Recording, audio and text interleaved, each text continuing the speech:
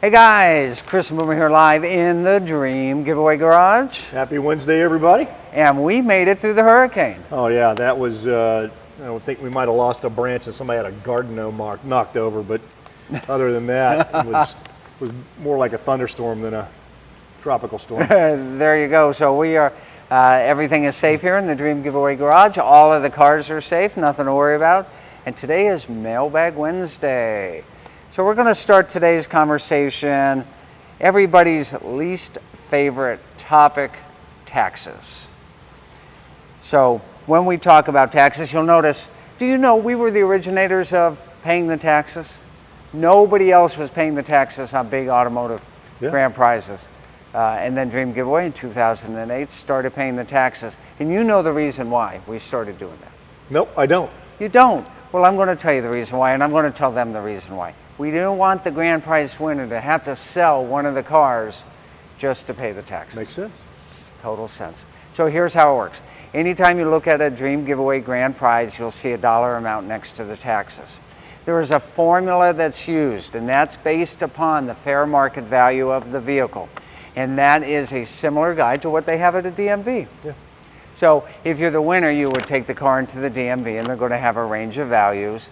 PJ will supply you, if you're the winner, with a document that says what that fair market value is and how much we paid in that prize tax. Right. That's what it was. Doesn't matter whether you just won $1,000 at the casino or you just won a prize at Dream Giveaway, although we're not gambling, there's still a prize tax involved. So, and here's, if you guys have a calculator, here's how you figure it out. Take the fair market value of a vehicle, then take 1/3 of that, 0.333, and that's how we determine the prize tax that we'll pay to the government on your behalf. Now the prize tax is only 25%, but we have to back that out with 33%, put it back in, and it ends up being 25%. Boom. I work here, and that makes no sense to me, so there you have it. Boomer, We pay the taxes on the car, folks. That's I was it. just doing math in public, That's and right. you warned me against doing that. That's why I don't do math in public. So there you have it, guys. And that's why sometimes it's a funny number. Sometimes it's 13,500 like it was on the GTO. Sometimes it's 30,000, a nice even number like it is on the classic Corvette. And I want to stop talking about taxes and let's talk about how many days are left on the classic What we got now? Corvette. 20? 20 days left. 20 days left. 20 days. Get those entries at www.dreamgiveaway.com. Use promo code Facebook Live. You're going to get bonus tickets. That's going to lead us to the next question. Is the 66 Corvette considered a survivor, a restoration, or a resto mod? Boomer? Thanks for that question. You've heard us talk about this car all the time, okay? This car is a full rotisserie restoration car. Okay, so let's talk about those three terms: survivor, restoration, and resto mod. All right, survivor cars. Survivor cars are ones that normally have their original paint. The motor may or may not have ever been out of the car, but it still has the original car, or original motor, or the transmission, the rear end, original interior. You see these cars, you know, sometimes you'll find them. We found a Chevelle like this not too long ago that was a survivor Chevelle. I think it only had less than 10,000 miles on it. Yeah, that LS6 car. Yeah, so those cars still exist. All right, that means, you know, has it had the oil change? Yes. Has it had parts put on it and taken off of it and put back on it? Yes, but it's still a survivor car in that it's pretty much the way it came, even if it has aftermarket parts on it, from the dealership. Okay, so that's a survivor car. All right, a restoration. Now restoration takes many forms. There's cosmetic, there's full, there's rotisserie. The majority of the cars that we get into here that are classics are rotisserie restoration cars, which means the car has been completely disassembled.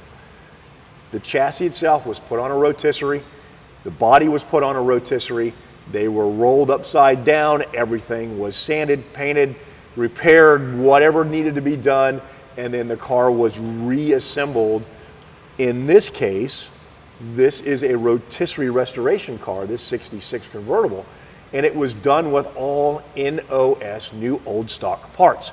So everything on this car as it was when it came from the dealership in 1966.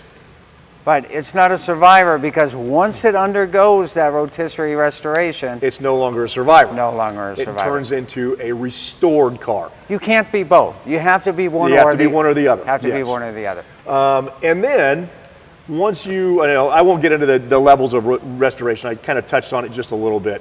But then that other one, that last category is a resto mod. Now, resto mods occupy a huge place in the car market now. And normally, a great example of the resto mod is the 61 Corvette that we've got. That's half of the Corvette Dream giveaway. All right, and I can't show it to you right now because I've got some other stuff sitting around the garage that we don't want you to see. So, because we're doing some stuff in here today and some other things. Anyway, so when you talk about a resto mod, that little 61, great example in that it is an original body. It's a 61 body, okay, but it's sitting on a Corvette Corrections chassis. So it has a brand new frame underneath it. That frame is running a Corvette C4 front end, a front clip, front underpinnings, suspension, whole 9 yards, and then it's running a Corvette C4 rear end, right? But even the parts on those have been upgraded. So you've got adjustable coilovers all the way around. The rear end has been hooked up now so that it's a little bit different than it was in standard C4. A lot of those parts, the performance parts, have been added. It's got a Crate LS3 in it. So the car makes 525 horsepower. It's got a Tremec T56 6-speed manual in it. Okay, so all of those things go into making it a resto mod. And then I think there was a question earlier that talked about car value and those kind of things. But all of these cars have their own value.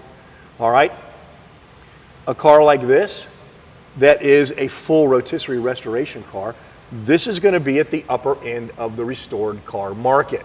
So 66 Corvettes, not as popular as 67s. 67s are the most popular 67 427 cars. This happens to be a 66 427 car. But this still commands a very nice price in the market. And, when you see these things go across Mecum, or you see them go across at Barrett-Jackson or Sotheby's or whoever it is, okay? And then all of a sudden you'll see that price start jumping. It'll go from 100 to 110 to 120 to 125 to 130, 135, 140, 145. What that tells you is there's more than one person in that room or calling in on the telephone who really wants that car. All right? So if you see a car come up and you get 3 or 4 bids and then it kind of flatlines out, there's probably not a lot of interest in the car on the floor or on the telephone being called in. And it all depends on the car. It all depends on the car. Is it a collectible car? Is it a rare car? Is it a rare collectible car? Is it, because there's so many things that go on. I mean, you guys have probably seen the story if you follow the car market. What's his name? An actor just paid $850,000 for a 58 resto mod. Kevin Hart. Kevin Hart, yes. Yeah. And basically, it's almost the exact same car as the 61 that we're giving away. Now, ours, we didn't pay $850,000 for that car. I'm not exactly sure how you get $850,000 out of a 58 convertible Corvette, but hey, it's what it comes down to, what? Two people. Two people, and what are you willing to pay for the car? Yep, and he wanted that car, and that means he was one bit higher than the other guy who wanted it as well. So the word resto mod, it'll help you guys to really understand that it is a contraction of 2 words, restored and modified. Yes. This is not modified, so it's just a restoration. the 61 Corvette is restored and modified. But then the question comes in, and here comes a big can of worms. At what point does a change of a vehicle component move it from simply switching something out? Let's say, like the Hurst Olds. Right. That wasn't a resto mod, no, but it had modified wheels on it. Yeah, it did. It had wheels that were available when that car was on the market. So where's the threshold? So that's not a resto mod at all. No. But the Camaro right here, it's almost a resto mod. Yeah. This is an interesting one. I mean, because this 69 is no longer running its original springs or its original suspension front and rear. Even though it has its original motor, original transmission in it, the suspension has all been replaced, including the springs. So, and it's been updated with newer stuff, not the newest stuff you can get. Sure. Okay. It doesn't have, it's not tubular A-arms and coil-over springs and those kind of things. It does have an adjustable shock on it, and the stock suspension has been upgraded for a piece that looks like a stock suspension, but has more performance built into it. But when you look at this car, it still looks 100% like a classic, but when you look at the 61 Corvette, it definitely looks like a resto mod, a modified custom. Yeah. I mean, unless you really know what you're looking at when you look at this car, you can't tell this car's been modified. Even the motor, which is the original motor, like I said, has been modified. It's got aluminum heads, it's got an aluminum intake, it's got, I think, a different carburetor on it, an updated Holley on it. But by looking at the motor, those things are very, very hard to tell. It's not sporting the original valve covers either, but that's beside the point. There you go. So let's get over to PJ, see what questions we have today from you guys. Mike says, is it about the pedigree of the builder and the parts that were installed on the resto mod in the chassis? Sometimes. If it's a big name builder, yeah, they're going to charge more for their cars. If you're trying to buy a car from Ken Diggett, Ken Dig Designs, you're paying to have his name on your vehicle. And yes, he turns out absolutely amazing vehicles. But for a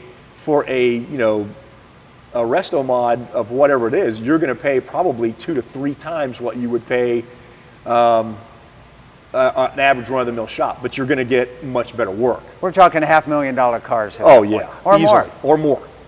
Yeah, Mike says that the resto mods are awesome. They look old school, but have all the new technology of today. Yeah. Well, maybe that's the thing.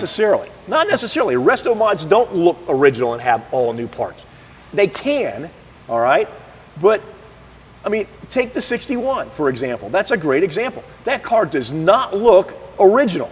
There's no way it looks original, even though it's got the original hood, it's got the original fenders, it's the original body. Of course, the grill is different. And there are other things that throw that off, including the stance and a few other things. But yeah, there you go. Mike also had a question about, we were talking about taxes to a Canadian winner, and right now we just haven't had one. So So I don't know how to answer that question. We will when we get one. Do you guys? If we ever get a winner from Canada, we will figure that out. Lance Oil says thank you so much for paying your taxes. You're welcome so much, Tony. One of our favorite winners. Thank you, Tony. Yeah. We were just talking about you, brother. We were talking about you right before we went live, Tony. What else do you have out there, PJ? You guys have the Dream Giveaway garage to walk around. The garage must be amazing, Mike says. It is. It's really, really nice here. And we give tours. Yes, we do. give tours. If you ever want to come by, we'll let you in the front door and show you around. Yeah. Not during the hurricane. Well, maybe we will, if you're in town. What else we got? Okay. Remember, guys, 20 days left to enter to win the 66 Corvette in the Classic Corvette Dream Giveaway. Get your entries at www.dreamgiveaway.com. Use promo code Facebook Live. You're going to get bonus tickets, taxes on that one, $30K. That's right. That's good. And I'll tell you what, did you hear the top secret news going around here today about what we're launching in August? Yes, I did. It's still classified information. Something really, really cool launching in August. That's all we're saying for now. That's right. Too early to tell. Okay, guys, we'll see you next time. More great fun, more great action, more great grand prize cars, Camaros, Vettes, Hellcats, Mustangs, Porsches, Teslas, Impalas, Super Bees. we got it all. Only here live in the Dream Giveaway Garage. See you next time.